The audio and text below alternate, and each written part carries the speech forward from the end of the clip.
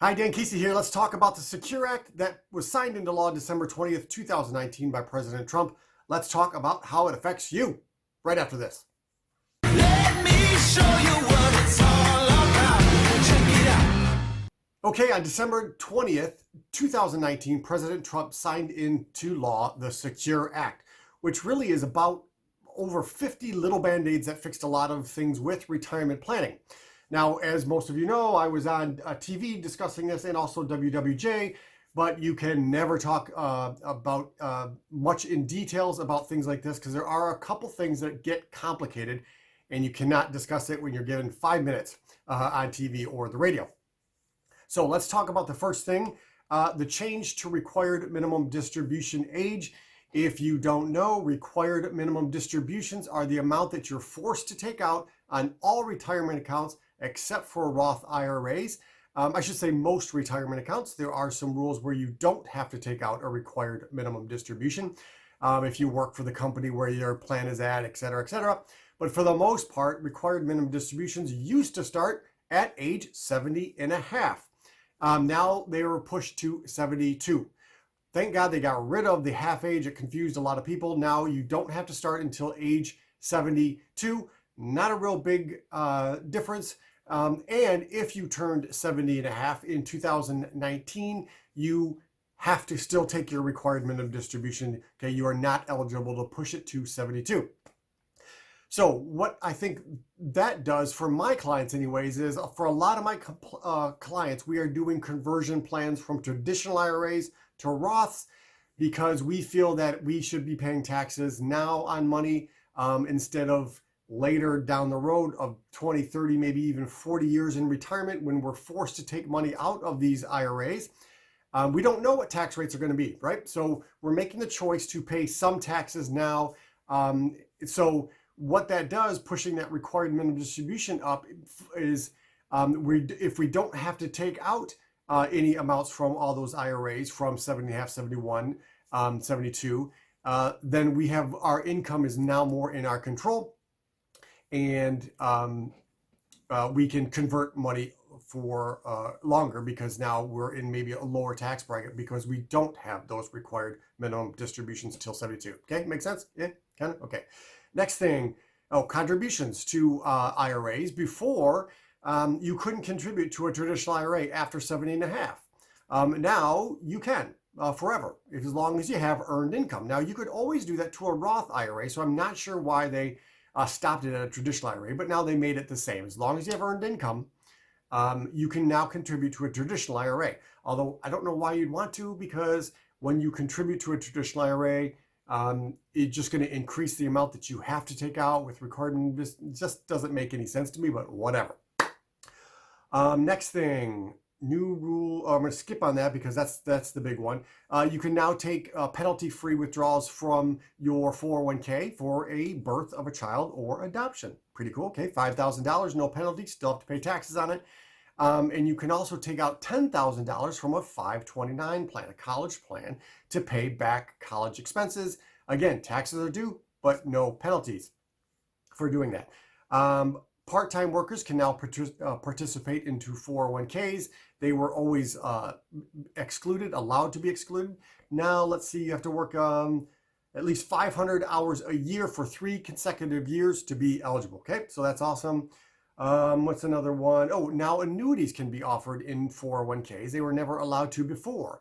You might think, oh, great, annuities, it's so great. People have a misconception about annuities, but when you think about it, a pension, when they existed, some they still do, but for a lot of people, they're gone.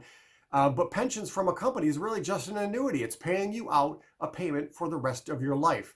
Now that annuities are allowed inside 401ks, you can create your own pension. By putting money into this annuity inside the 401k, you can create your own amount that will then, at retirement, be paid out to you for the rest of your life. In essence, creating your own pension. So I think that's a good thing. It's getting some bad press, but what are you going to do? Small businesses now can easily open up 401ks. They get a $5,000 tax credit for opening up a 401k, and then $500 to auto-enroll employees.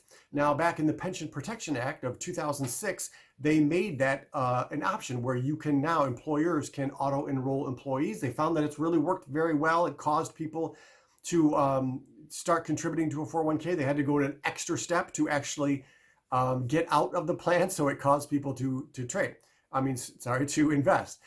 Now, businesses will get a tax credit for doing that. So I think that's probably a good thing. Also, before the Secure Act, businesses could only form MEPs, which is multiple employer plans with other like businesses. Okay, so you had to have a like businesses to form these MEPs to be able to save costs on starting a 401k. Now, with the Secure Act, any businesses can join this. So I think that's awesome. I think 401ks will start to form a lot quicker and easier, and getting tax credits to the business helps, and auto-enrolling employees helps. Getting annuities in them helps. So I think that's all good. Now, how are we paying for this? Well, we're paying it by the next thing I'm about to tell you, which is the elimination of the Stretch IRA. Oh my gosh, what's the Stretch IRA mean? Okay, so before the Secure Act, anybody who planned on passing on IRA assets to their children could then continue to take out required minimum distributions or small amounts based on their own age, their own birthday, and let that retirement account continue to grow, and they would take out a small amount. And then in their retirement, they could take out money that was given to them by their parents maybe 20 years ago. It was an awesome thing called the Stretch IRA. Now that's eliminated for non-spouse and non-minors. So Stretch IRA still exists for spouses and minors and disabled children. But for all else, the Stretch IRA is eliminated. So now there are no required minimum distributions for the children, most likely it's children, that inherit your retirement accounts. They don't have to take it out, but in the 10th year, it's got to be completely depleted. So they want those retirement accounts gone by the time 10 years passes after you pass.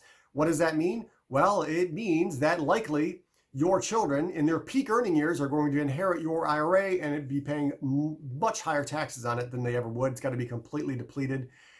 So they project that's going to bring in to the IRS about $15.7 billion over the next 10 years. So that's how they're paying for all this. There are things that can be done. You need to talk to your financial advisor, your estate planner, attorney, or certainly give me a call and I can assist you with this, because there are steps that can be done in order to kind of fix this. Now, the really why you need to get your estate planning attorney involved is because for the most part, a conduit trust was used if you wanted to leave your retirement assets to children. Especially if you have minor children or disabled children, or a spendthrift case where you were concerned about your children getting sued or something and them going after your retirement assets that you passed to them, or death or divorce. All these things are reasons why you may have left your IRAs to a trust. Well, with the conduit trust feature inside that trust, you were able to funnel those RMDs through there to protect it from creditors, to protect it from divorce for your children. So when it goes to the children, it was protected. Now that feature is gone because there are no required minimum distributions. So the conduit feature does not work anymore. So a lot of times that money, if you don't know what you're doing, will be left in the trust, and you'll be exposing all that money to the trust tax rates, which are the highest tax rates in the land. It gets up to the highest tax rates, which are close to 40% when you only make, I think it's around $14,000 a year. So you want to avoid that. You don't want it to be there. Now, there are things that can be done. Again, you need to contact your estate planning attorney or come with me and I will bring in my attorneys to fix things if you don't have a relationship anymore or whatever. So that's elimination of the Stretch IRA, things that can be done to fix it. Please call our office so we can do this, so we can sit down with everybody and get this fixed. There are steps that can be done, like Roth conversions, because Roths don't have taxes. All this goes, the big problem of taxation goes away, whether it's sitting in trust or whether your kids have to pull it out. Again, because it's Roth, you don't have to worry about it. And also, there's tons of other strategies. So please give the office a call. or contact your own advisor or your own estate planning attorney and get it done. Wow, I just covered the Secure Act in 10 minutes. Awesome. See you soon.